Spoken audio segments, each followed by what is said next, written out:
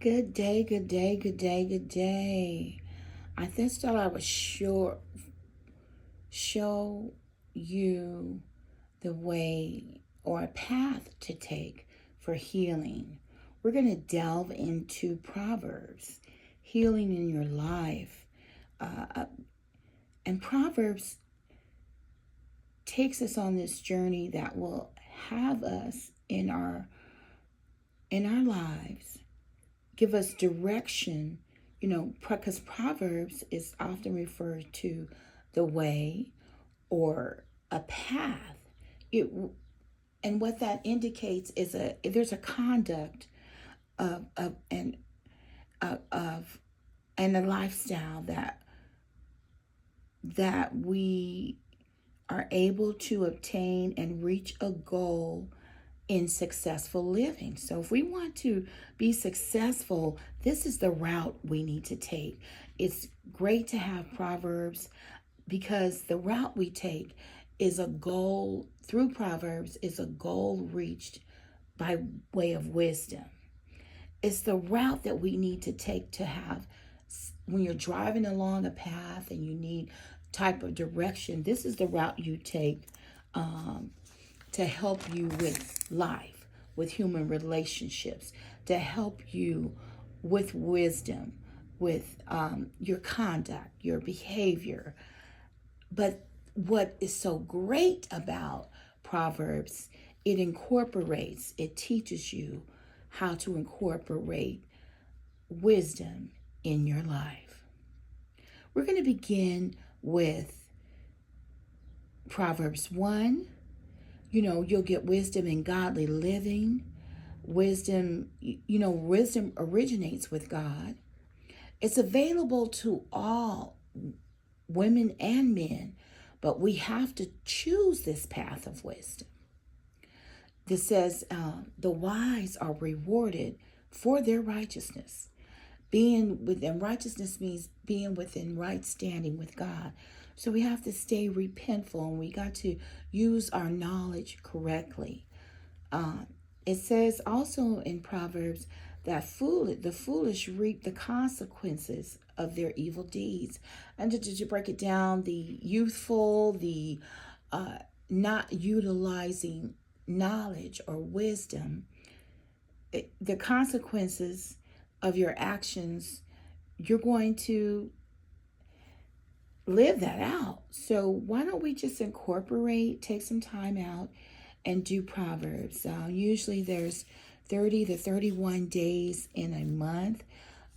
So I encourage you, if it's a 30th day, still continue to read the 31. Whether you a male or a female, you'll talk the woman of valor, the woman of virtue is in Proverbs 31, but you can always refer that as the man of valor. We're going to begin with Proverbs 1. The proverb of Solomon, son of David, king of Israel. I'm reading from the NIV version. Proverbs of Solomon, son of David, king of Israel, for gaining wisdom and instruction, for understanding words of insight, for receiving instruction in prudent behavior, doing what is right and just and fair, for giving prudence to those who are simple. That means youth-minded. Knowledge and discretion to the young. Let the wise listen and add to their learning. Let the discerning get guidance, for understanding proverbs and parables, these sayings and riddles of the wise. The fear of the Lord, the reverence, one would say, not scariness, of the Lord is the beginning of knowledge, but fools despise wisdom and instruction. Listen, my son, to your father's instruction, and do not forsake your mother's teaching. 9, for they are a garland to grace your head, and a chain to adorn your neck. My son, if sinful men entice you, don't give in to them. If they say, come along with us, Let us lie in wait for innocent blood. Let's ambush some harmless soul. Let's swallow them alive like the grave and whole like those who go down to the pit. We will get all sorts of valuable things and fill our houses with plunder. Cast lots with us. We will all share the loot. My son, do not go along with them. Do not set foot on their paths, for their feet rush into evil, and they are swift to shed blood. How useless to spread a net where every bird can see it. These men lie in wait for their own blood. They ambush only themselves. Such are the paths of all who go after ill-gotten gain. It takes away life of those who get it. Out in the open, wisdom calls aloud. She raises her voice in the public square. On top of the wall, she cries out. At the gate, she makes her speech. How long will you simple love your simple ways? How long will mockers delight in mockery and fools hate knowledge? Repent at my rebuke, then I will pour out my thoughts to you. I will make known to you my teachings. But since you refuse to listen when I call, no one pays attention when I stretch out my hand. Since you disregard all my advice and do not accept my rebuke is correction, I in turn will laugh when disaster strikes you. I will mock when calamity overtakes you like a storm, when disaster sweeps over you like a whirlwind, when distress and trouble overwhelm you. Then they will call to me, but I will not answer. This is wisdom talking. They will look for me, but will not find me, since they hated knowledge and did not choose to fear the Lord, respect the Lord.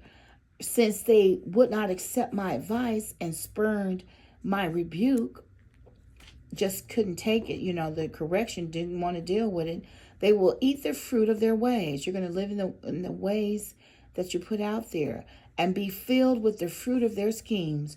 For the waywardness of the simple will kill them, and the complacency of fools will destroy them. But whoever listens to me will live in safety and be at ease without, now this is talking about us living in that anxiousness, that fear, that doubt, without fear or harm. That's the word. That is the word. So what is Proverbs 1 really talking about? It's talking about wisdom and how you're utilizing it. So, and it talks about consequences you have set forth in the spiritual realm.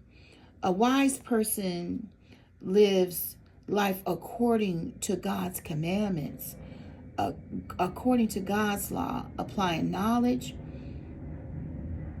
and has a successful, practical life, applying God's instruction, suggests that wisdom and peace is with you. Yes. It talks about prudence and shrewdness,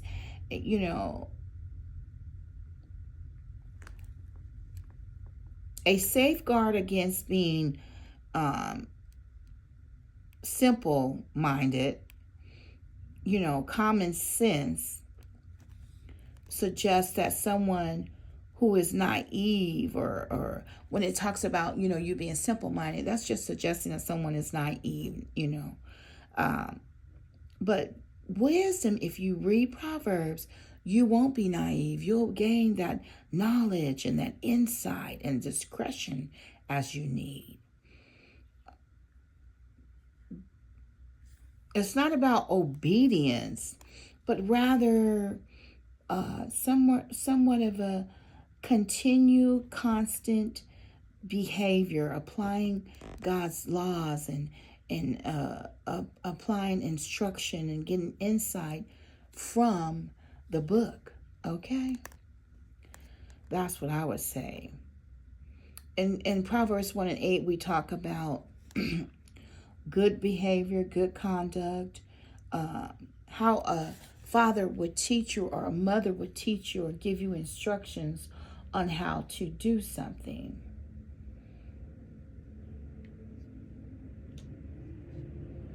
So it's like an instruction book, like a mother or father is giving is a teacher to the children. So is Proverbs a teacher to us that are we want to, this book is instructing us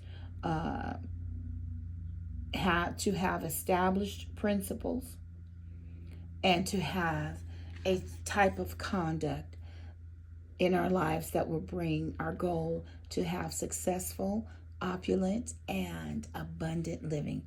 Because Jesus said in the Word, I came to give you life and that life more abundantly. And I mentioned the word healing you're seeing there because this will heal you. When you have the right type of counsel, you're utilizing the right type of discretion, and you're applying your knowledge correctly, you will have healing. You will have no dis-ease. And it says at the end of Proverbs, in the last verse of 1, it says 1 and Proverbs 1, and I believe it says 30, the last verse, 38, it says, but whoever listens to me will live in safety, will be at ease without fear or harm. Without fear or harm. You'll live in safety without being, afraid. Perfect love casts away all fear. And who does that perfect love come from? It comes from above. In order to have healing, in order to have consistency, in order to experience that love and that life more abundantly, we're going to take a journey, a walk through Proverbs. So this was Proverbs 1. If you have any comments or any notes or any revelations, do put them in the comment section. I'll see you then for more abundant life living in the Proverb era. We're applying wisdom on today. Have a good day.